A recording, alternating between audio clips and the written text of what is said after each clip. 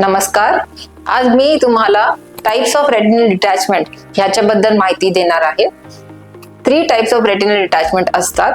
Most common आहे रेग्मॅटोजेनस retinal detachment, ज्याच्यामध्ये break होतो आणि त्याच्यामुळे रेटिना डिटॅच होते. दुसरा टाइप आहे ट्रॅक्शनल रेटिनल डिटॅचमेंट. ह्या केसमध्ये जे पडदा असतो त्याच्यावर बँड्स बनले जातात आणि हे बँड्स जेव्हा कॉन्ट्रॅक्ट होतात तर पडदा सरकून जातो आणि रेटिना डिटॅच होतो.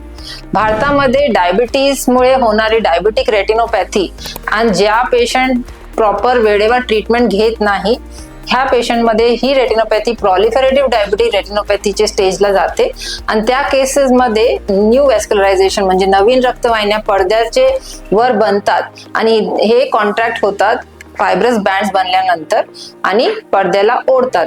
ह्याला म्हणतात आपण ट्रॅक्शनल रेटिनल डिटॅचमेंट. तिसरा टाइप आहे सिरस रेटिनल डिटॅचमेंट. ह्या केसमध्ये जे पडद्याचे खाली फ्लुइड म्हणजे पाणी जमा होतो.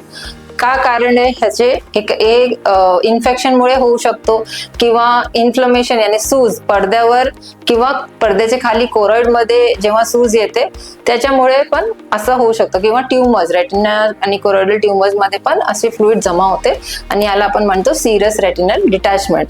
या केसेसमध्ये जे ट्रीटमेंट आहे ते सर्जरी नव्हे, फक्त मेडिकल लाईन ऑफ मॅनेजमेंट आहे. आपल्याला पहिले कॉज फाइंड आउट करावं लागतं की काय कारण आहे हे सूज येण्याचा आणि ते ट्रीटमेंट जर दिली तर हे रेटिना डिटॅचमेंट आपोआप सेटल होते. थँक्यू.